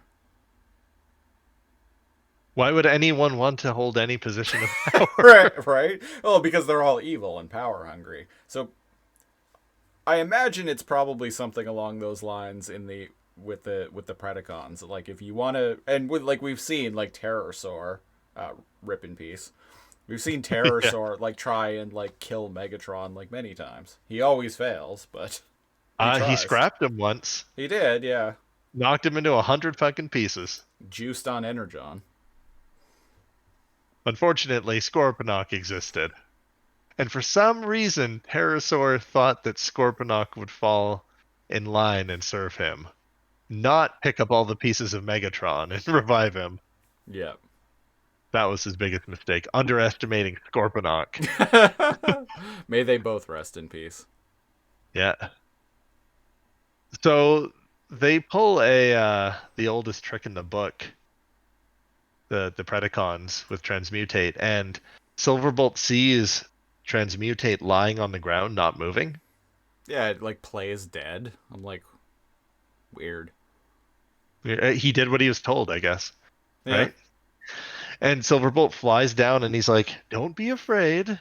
I've come to help you. And he offers a hand to help him. And then, surprise, Inferno and Rampage hiding behind rock open fire on Silverbolt. Oh, shit. That's the maximal maneuver. Or I guess it's a Predacon maneuver. It's a maximal maneuver when you're hiding behind a rock from being shot at. It's the Predacon maneuver when you're hiding behind a rock to shoot at someone. To shoot at someone else, yeah. Beast Wars Part 2. We're introduced to the Predacon maneuver when they all jump out from behind the rocks and shoot at the Predacons. Oh, that was the first time we got... Yeah, I don't know why I never noticed that. Yeah, the Maximals hide behind being shot. They hide behind rocks, and the Predacons jump out from behind rocks to shoot. The Predacon maneuver. Well, hey, until you pointed it out, it never occurred to me that the Maximals are all mammals and the Predacons are either like bugs or lizards. Oh, really? Yeah, I Oh, yeah, a never couple noticed. episodes back. Yeah, Yeah. yeah. It never occurred to me. Well, except for Air Razor, who's a bird, Yeah, I guess. Yeah, not a mammal. Yeah, but otherwise they would have all been mammals. yeah. But I mean, birds are still warm-blooded creatures, though. And yeah, and good point. Yeah, they're all warm-blooded. Whereas, well, I was going to say that the Predacons were all dinosaurs, or what did you just say? Or Bugs, bugs, like insects or arachnids. arachnids. But then there's Rampage, who's a giant enemy crab. And Although he's not really um, either. Like he's not really a Predacon, and he's only a Maximal in the oh sense that like they built him, I yeah, guess. But so it makes sense that he's crustacean, yeah, he's his own thing. that he's his own thing. Yeah, I Yeah, find it funny that he was in the jungle, but somehow the DNA scanner picked up a crab. yeah. Oh, well, there, as I've learned from Metal Gear Solid 3, there are Kenyan mangrove crabs, Are they tasty? and they're tasty when cooked. Oh, Disgusting. there it is. There's our There's the Metal Gear reference. yeah. So instead of killing Silverbolt, Rampage and Inferno like wait for him to wake up, like a sitcom. They're just like Yeah, staring at him, and they're like, "Wake up, Mister! yeah. We even get this like You're dumb. waiting an hour." We even get this dumb POV shot of like, yeah, exactly, like Of the Silverbolt's eyes eyes. blinking. Yeah, yeah. It's very, very And dumb. Inferno orders Transmutate to take him out. And like, so we get the eye blinking effect, but Silverbolt doesn't have eyelids.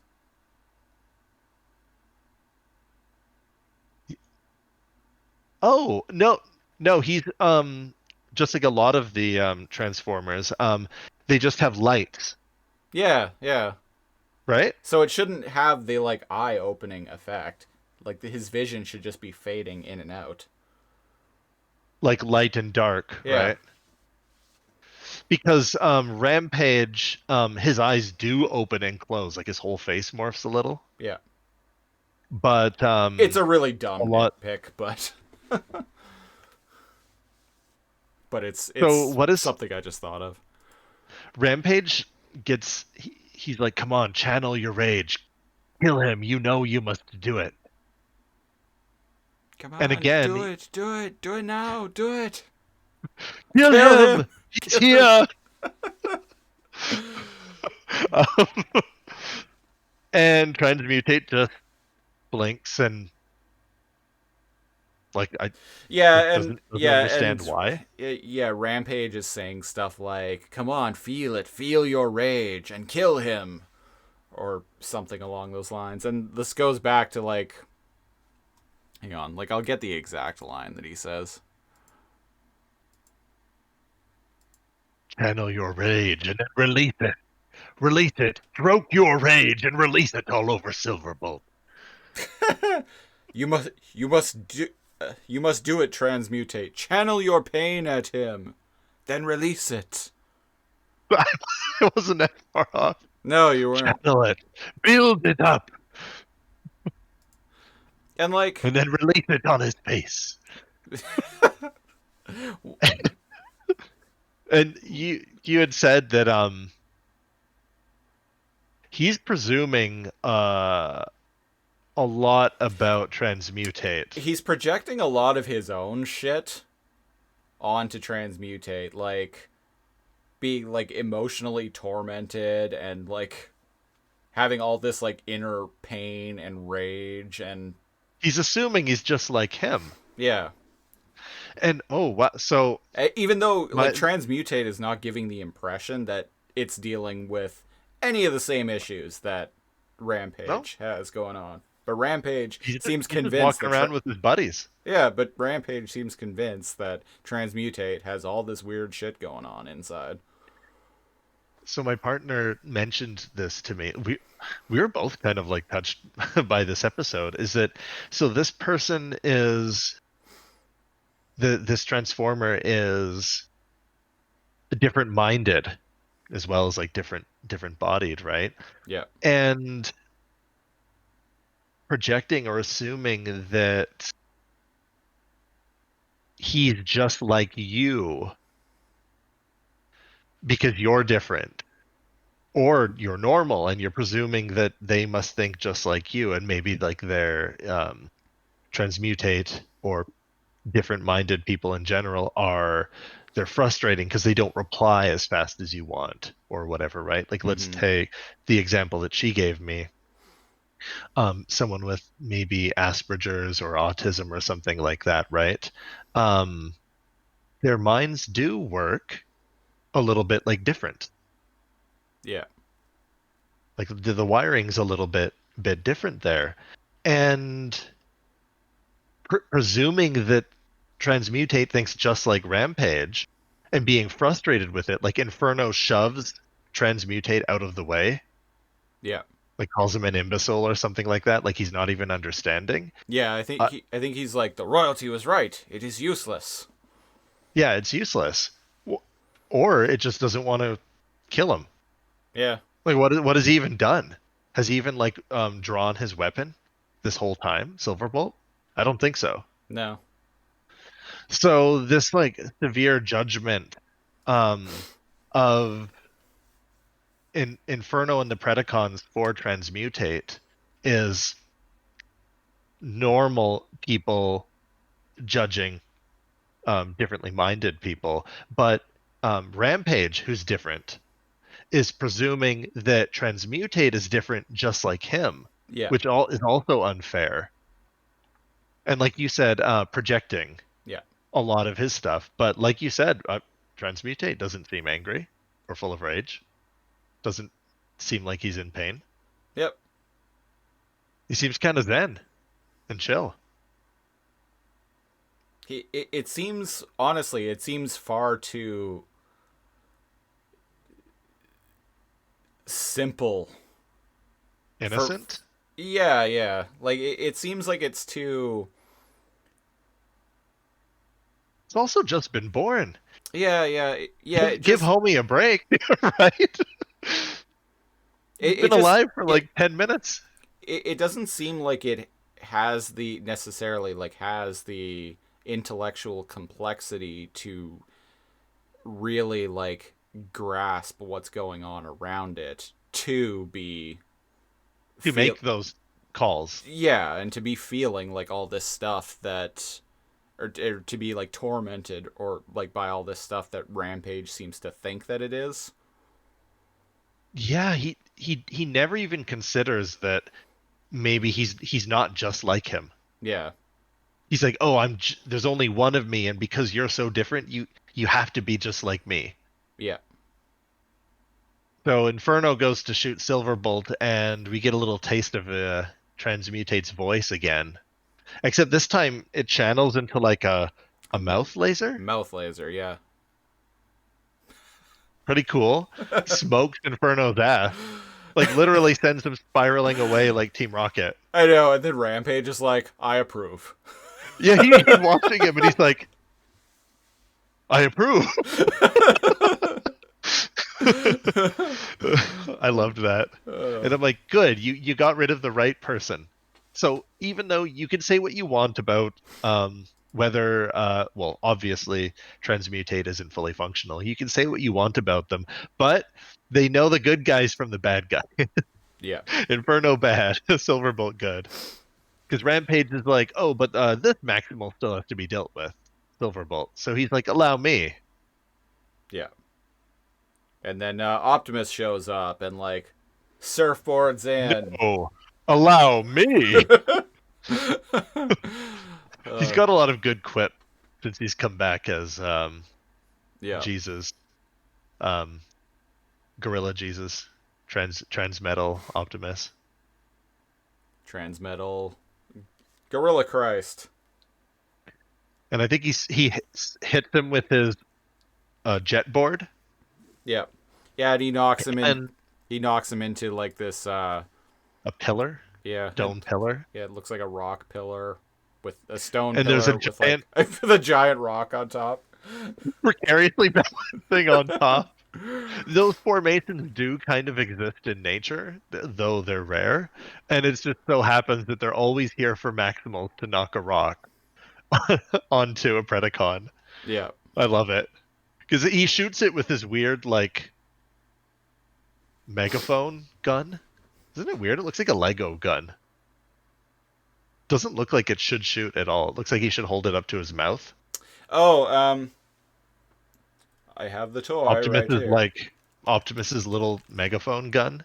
It's weird. Oh, so you do. Yeah. Yeah. So when he is Wow, in that looks just like him. Holy shit. yeah, so when he is in beast mode, this gun and he like has his like surfboard out. This gun is actually becomes like it attaches to his hip right here, and it actually Right. becomes the rocket that propels him on his surfboard.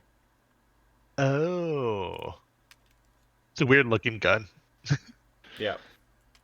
It's like a hand cannon. Yeah. Yeah. The best And- weapon in any later Resident Evil game. Yeah, there was a monstrous gun called, was it just called the hand cannon in Res 4? Yeah. I actually I played through the game was it last year? I should Early last replay that. It's 'Cause a great game. I replayed through it the beginning of last year for the 15th anniversary of its release, and I was playing it on PC, and I actually used a save file editor because like I've played through the game like a million times over the years on various consoles. I'm like, you know what? Like I don't want to go through all the trouble of like unlocking shit and everything, and I also don't want this to be difficult.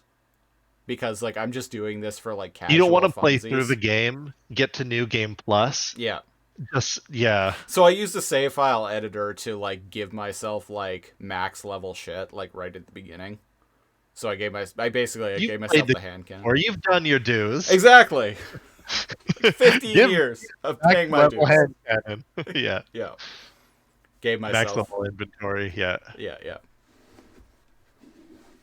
But yeah, so the I hand cannon. remember now. Yeah, you aim, shoot, and then there's a like huge kick, and like Leon like lifts his hands up. And it would mostly one-shot kill any enemy in the game. The only thing it didn't really literally even the only thing it didn't really work on were those weird like giant insect dudes. No, the weird dudes in the lab, like on the island late in the game, the ones that you would have to use the sniper rifle with the like infrared scope to shoot like the parasites on their body. Right. Wow, it's been like has it been a decade? No. Yes? Yeah, the hand Holy cannon shit, didn't that really game's been out a long time. 15 years, 16 years at this point. But the hand cannon didn't really work on those enemies because, like, you would have to, if you shot them anywhere, but where specifically the invisible parasites were on their body, they would just regenerate. Yeah, weird. Well, thanks for listening to our Resident Evil podcast. Yeah, we've been going on for a while now, so we should probably pick this up. Get a move on here. Get the goddamn show on the road. I think we're already at like the hour and 45-minute mark. Oh, geez, yeah. And we've still got let's like 6 minutes left in the on episode. here. Yeah. Yeah, so what happens here? I think Transmutate is gonna like mouth laser Optimus, and Silverbolt's kind of half conscious, and he's like, "No, he's our friend," and then falls down again, and we get to hear their voice again, and he's like, "Hurt." Yeah, and Optimus is like, he is hurt, but I can help him. I gotta get him back to base, and you too. And he transforms, and he's like, "Give him to me, I'll fly him back." And then Transmutate is like, "Fly? Fly. Fly." And then this weird, like, crystal-looking thing comes out of its back. Like, it wasn't even a rocket or jet or anything. It was like this crystal. Anti-gravity crystal. Yeah, it comes out of its back, and it Flies away with Silverbolt. Flies away with Silverbolt, and then Rampage like gets up and flips out, and he's like, "Ah, no! You will not have it, Optimus! The darkness of its spark echoes my own." Now he's really fucking projecting. The darkness of its spark echoes my own, and I'm like, what no, darkness? Like, there's nothing dark about this being at all. No. The thing is like pure innocence. Yeah. Yeah, well. And it's at the Axelon. So, wow, they successfully... Ooh, the Axelon isn't looking good. Yeah, it's been looking rough for a while. And they're scanning Transmutate. Yeah. Like, on the dinner table. Yeah. But I'm like, oh, I didn't know it could do that. Cool. Apparently. And Rhinoc like looks at Optimus after the scan is done, and he just kind of like shakes his head, like, nope, he's not fully functional. Like, I'm wondering what that head shake is about. I think maybe that I don't know. He's saying like it's not worth saving. We'll get into that in a bit here. And wow, speaking of talking about people about others that are lesser, even though he's only 4 feet away, Rat Trap is like, oh, I wonder what Rhinox, what the scan revealed about old fire plug over there. And Cheetor's like, Rat Face? And he like gestures behind him, and Transmutate is like right there. Yeah. So I'm starting to put the pieces together of this episode and see, like you said, it's heavy-handed, but it's an important message for kids, right? Yeah. Yeah. So Optimus tells them that their data tracks are scrambled. Don't make fun of the kids in the special class. Otherwise, they'll mouth laser you. Yeah, exactly. And you'll fucking regret it. Yeah. So. Or maybe they could fly. They have hidden talents that you wouldn't understand or know about unless you're their friend. So the tests apparently showed that Transmutate's data tracks are scrambled beyond repair, and its logic circles are barely at the what does he say? The level of a service. The drone? logic circuits, its logic circuits are barely at the level of a drone. Yeah. So it doesn't have. Again, it's heavy-handed metaphor, but it doesn't have adult intelligence. Yeah. Right? It has the intelligence of a drone, aka a child. And coupled with its immense power, it's an extreme danger to itself and everyone around it. The best thing for all of us would be to put it into stasis lock. And it's listening. Like, they're talking about them as if they're not there. Yeah. It's listening, and it starts walking away and with its head down. It knows what they're talking about. Yeah. And right, so like, oh man. Silverbolt. I feel for it. Silverbolt like for them. Flips out and is like, "Are we Predacons now? Do we destroy anything that doesn't fit our definition of perfection?" I like that line. I know it's corny it was whatever, corny. but yeah. Good for him. Yeah, I mean, like he's usually somebody who follows orders and stuff, and he's like, no, like that's stupid.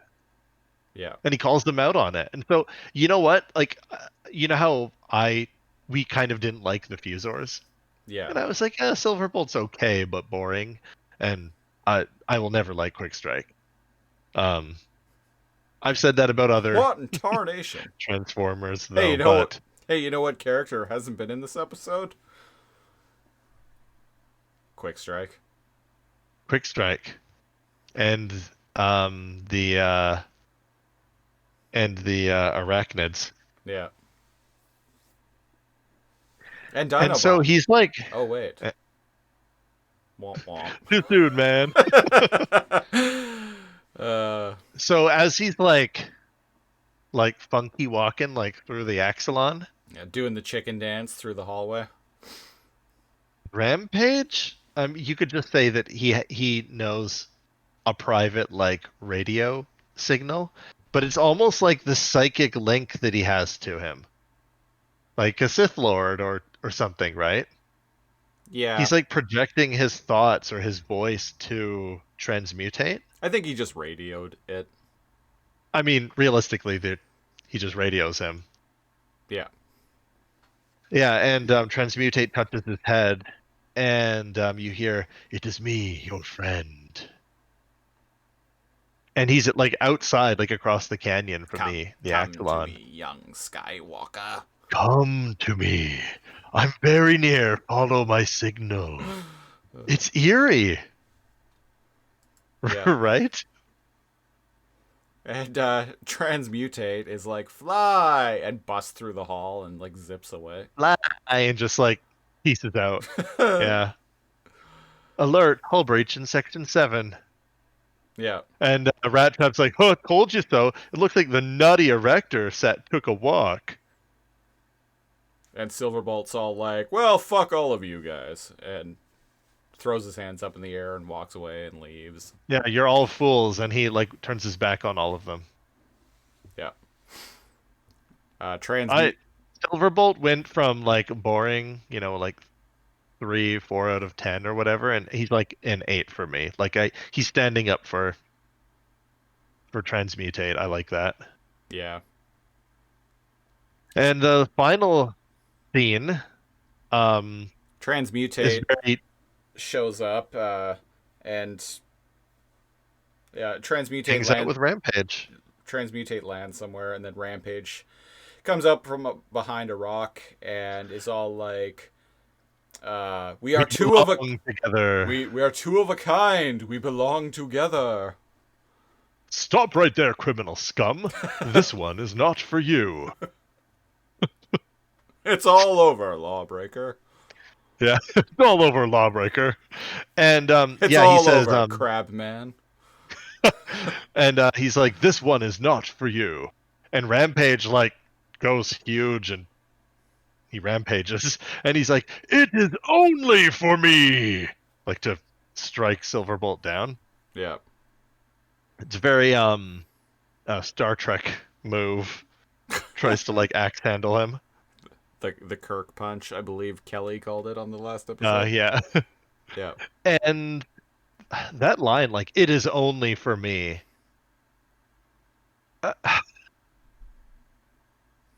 I don't think Rampage like wants a friend. Rampage, like you said, is projecting hard, and the whole like "it is only for me" as if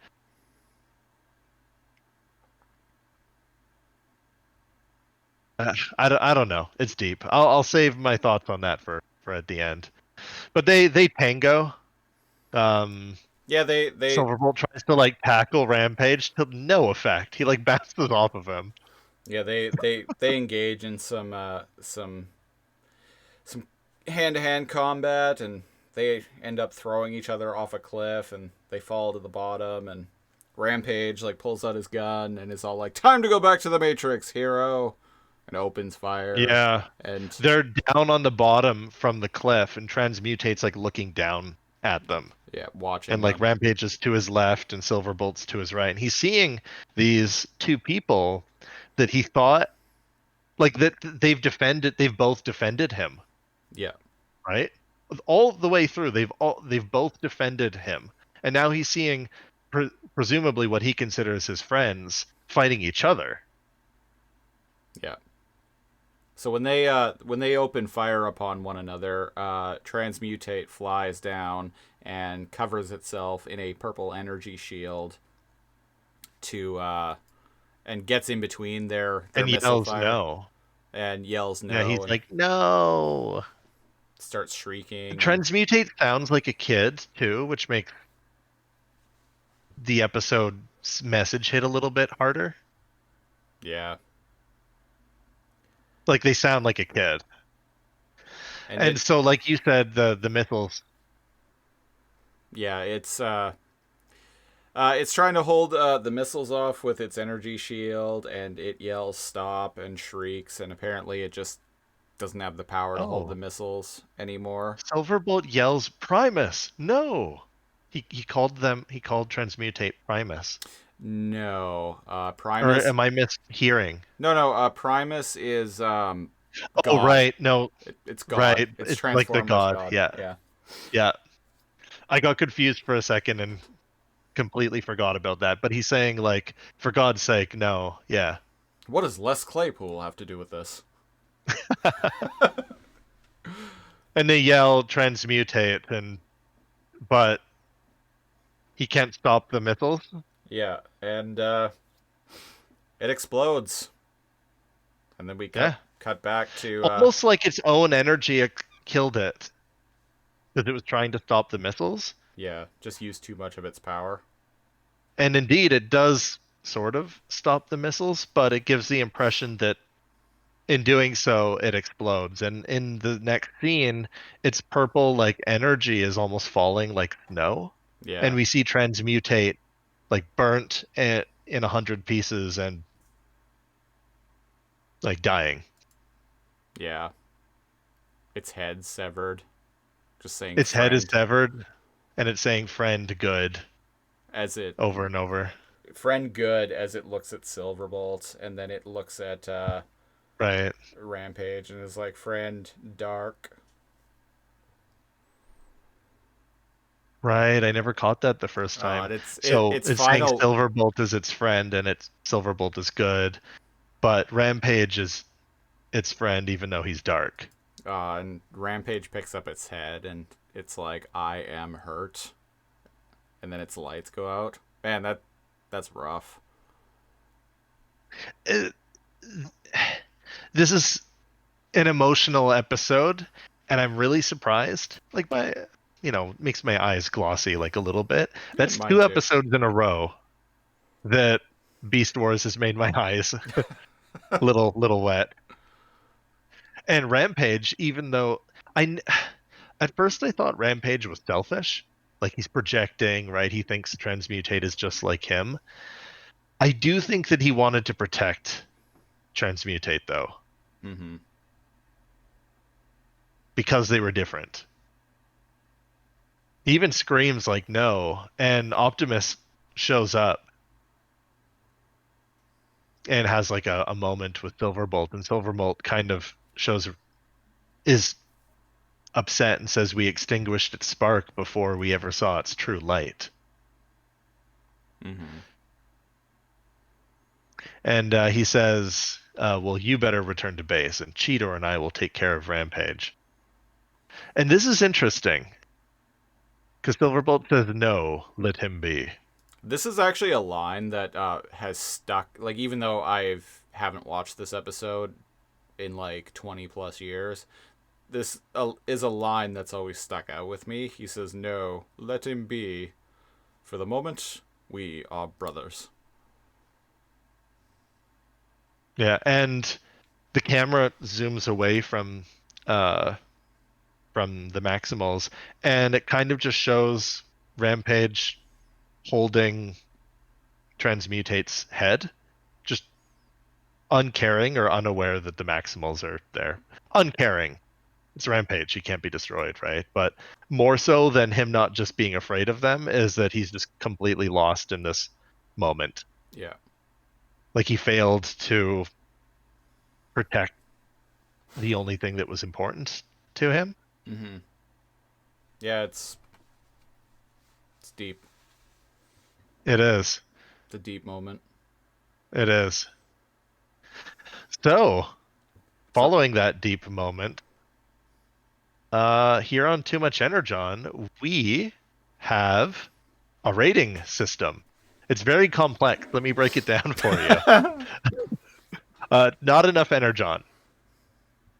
That's at the bottom. The episode's not good. Sufficient amount of Energon. It's not terrible. It's not bad. It's not noteworthy or great. Middle of the road.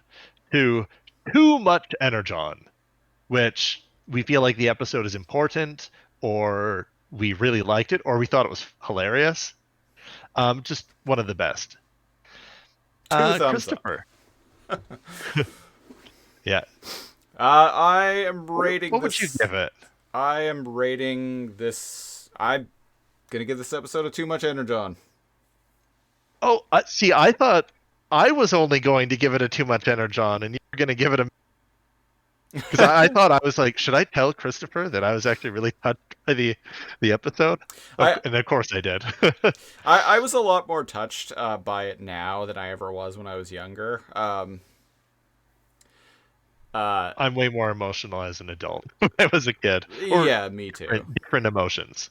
Well, and like, I'm going to sound like, I was a little jerk of a child, which in some ways I was. All kids are. But I are wasn't really. Prove me wrong. But like my attitude when I was watching this episode originally when I was 13 was like, man, I don't want to watch an episode of Beast Wars about a like mentally not fully functional Transformer. That's how I'll put it. That is not how I put it when I was 13, but that was like 24 years ago now. 23 years ago. You can't. Yeah. But yeah, no, like I said, the messaging in this episode is pretty heavy-handed, but I think the message, and I mean it needs to be to really resonate with a kid, but I think the message that it's trying to deliver is really important. And it added a lot of emotional complexity to Rampage, which is not something I was expecting when he was introduced. Was not expecting that. I'd expect that of Silverbolt, but both of those characters are moved up in my mind. Yeah, it was only a few weeks ago he was introduced, and he was basically just introduced as like a slasher villain. In Immortal, Michael Myers. An Immortal monster that, what did he say? He was like torturing Silverbolt in one of his claws, and he was like, my spark feeds off of your fear and torment. Yeah. And I was like, fuck this guy. Yeah. Another Metal Gear reference. Boom. People are like, what the hell is this moron talking about? All of the villains in Metal Gear Solid, all of the bosses exploded when you beat them. and they said their name a few times like they were Pokemon. And specifically in Metal Gear Solid 3, there's a villain named The Fear, because all of the bosses in that game are all like emotions, which, because it's a fucking Kojima game, he's got to be like weird. It was a bunch of like flies or locusts or insects or what? I think The Fear was did he burst bees. into? I think it was bees or wasps. That was the pain. Was that the pain? Pain was wasps. I know the Fury was fire. He was the guy who flew around with the flamethrower. I think he was right. I think he was the last of them that you end up fighting. But I just remember was in the wheelchair. Oh, that was the end. Right. And we're talking about Metal Gear Solid instead. God, okay. We'll stop. But yes, Too Much Energon. Great episode. One of the best episodes of probably the show thus far. Honestly, surprisingly, yes. Even though it is I say filler episode instead of throwaway episode. Yeah. Because it doesn't progress the plot. Like you could remove this and the story would completely go unchanged. But it is one of the better episodes, I think. Yeah. I mean, to be fair, you could do that with most really episodes tragic. of season 1. So yeah, it is tragic. It is so tragic. Like Dinobot leaving is like tragic, but it's heroic, and this is just sad. Yeah. Like you could say in his short life that Transmutate was heroic there, right? But man, and going out like that, like he was like, oh, like friend hurt, and then his eyes just like turn black, and you're like, Oh, that's rough. Yeah, Well, ripping or fly in peace, transmutate. We hardly fly. knew ye. Fly. He They're looked like he enjoyed flying. they're actually coming out with a Transformers Generation Selects Transmutate figure in July. Really? Yeah, it is a. It's actually not this fossilizer, Ractinite, but there's another fossilizer called Paleotrex in Wave Those 1. names. I know, right? There's a figure called Paleotrex that's another fossilizer in the first wave of War for Cybertron Kingdom figures. But they're releasing a repaint of that figure with a new head sculpt that looks like Transmutate's head and follows the Transmutate color scheme. Okay. Um, I can dig it. yeah. It actually, I really like the color scheme on it too. It's like gold and this like kind of teal color, and the head, Yeah, almost like that oxidized copper, yeah, and the head kind of. Yeah. and the head looks exactly like Transmutate's head in this episode. So look up pictures of the Transmutate figure, or I'll send you a photo of it. It looks pretty cool. Primus took him away too young. Yeah. But like, man, like Silverbolt and Rampage are that I I like that there is brotherhood, camaraderie, respect between understanding, maybe, between not only a Maximal and a Predacon, but specifically someone and Rampage. Yeah, just anyone in Rampage, right? And maybe he'll just be like a monstrous serial killer in the future, but it is good to know that he had that he's more than that. Yeah. Transmutate was his Clarice. Yeah, let's go with that. Yeah. It works, sure. So that has been Episode episode 10. 10 of season 2 of Beast Wars. Also known as I'm Not Crying, You're Crying. Yes, exactly. If you want to support the show, go to our website, www.toomuchenergon.ca, where you can find embedded players of every single episode of this show. Also, check out our Facebook page at facebook.com/toomuchenergon. You can follow me on Twitter at either at @toomuchenergon, which is the official account for this podcast, or just me, my more personal account at Lasercomb, LAZORCOMB. Or you could follow me on Instagram at Christopher Siege. So follow him on Instagram if you want like the pictures of like Transformers. flowers and food and Transformers. But if they want to see your not safe for work content, follow you on Twitter.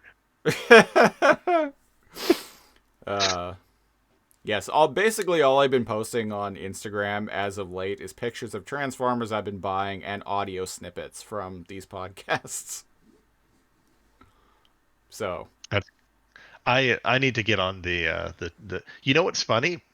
Recently I've been finally like the old man I am trying to understand like Twitter, and I'm starting to get around to it. And the Twitter app for phones is really intuitive at showing you what it thinks you want to know.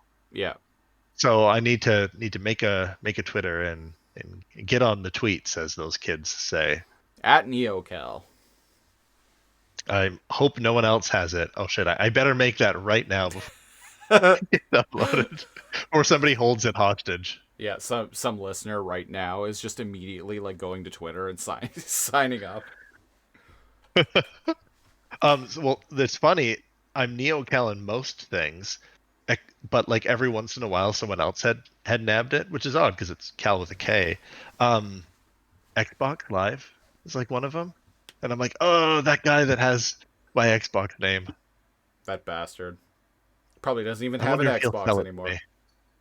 Probably not.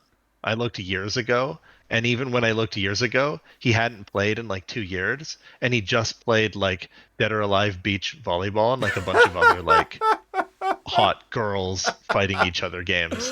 Oh God, A that's man of hilarious. culture. Yes.